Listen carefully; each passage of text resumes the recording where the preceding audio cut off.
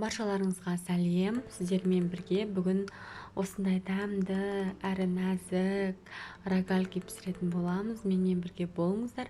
Менің каналыма тіркелмеген болсаңыздар, міндетті түрде тіркеліп алыңыздар.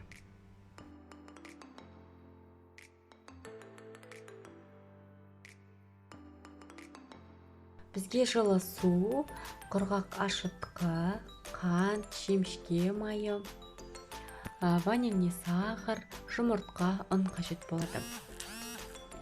Біз алдымен құрғақ ашытқымызды жылы суға араластырып 5 минутқа қалдыратын боламыз. 5 минут өткеннен кейін ванилімізді, шым-шым тұзымызды және қопсытқышымызды ұнға араластырып қоямыз жақсылап, және 1-2 қасық ұнды жаңағы дрожжымыздың үстіне салатын боламыз. Оны да 5 минутқа қалдырамыз. Нәтижесі міне мынандай.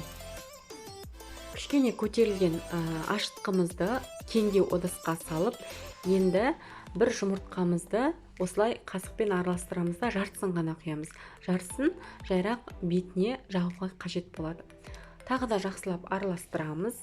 Үстіне қантымызды саламыз. Оны да әбден ерітіп, шемішке майын құямыз. Ұн салып, жайлап, жұмсақ қамыр илейтін боламыз.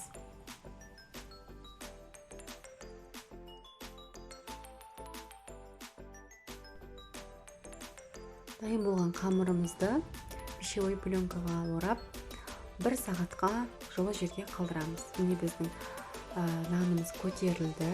Енді біз бөліктерге бөліп дайындайтын боламыз.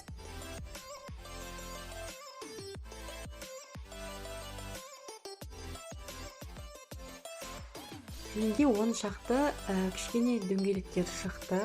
Енді мен оны тағы да 5 минутқа осылай үстіне салфан жауып қалдыратын боламын.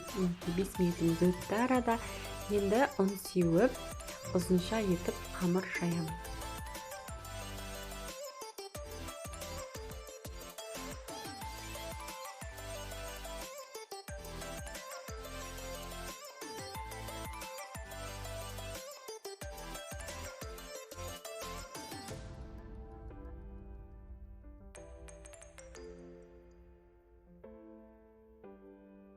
Енді өзіңіздің қалауыңыз бойынша ішіне начинкасын саласыз. Менде мінекей повидло салып жатырмын.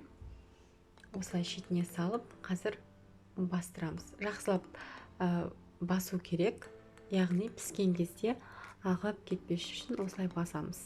Ай тәрізді етіп жасайсыздар. Және шетін пышақпен кесіп, айналдырып орайтын боламыз. Дәл видеодағыдай жасаңыздар.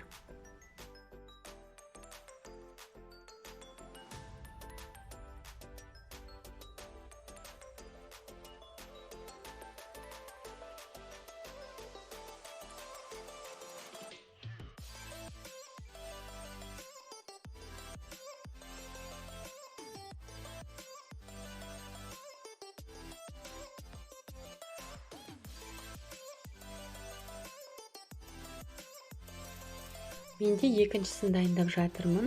Дәл видеодағыдай етіп қайталайсыздар.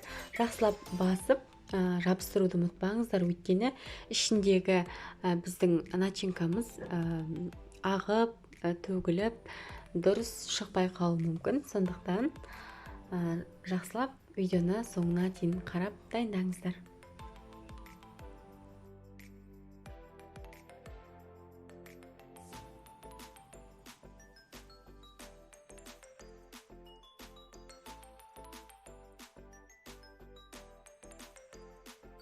Менде барлығы болды. Енді жұмыртқаны бетіне жағатын боламыз манағы.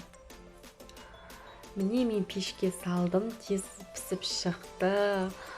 Қып-қызыл болып, нәп-нәзік болып, тәбетті сондай ашатындай болып тұр. Сіздер де үйлеріңізде жасаңыздар. Дәмі сондай керемет, жұп-жұмсақ болған қамыры. Қараңыздар, қызарып, сондай аппетитно көрініп тұр. Сіздер де жасаңыздар. Сахарный пудрамен үстін осылай әрлеп, дастарханға ұсынсаңыздар болады.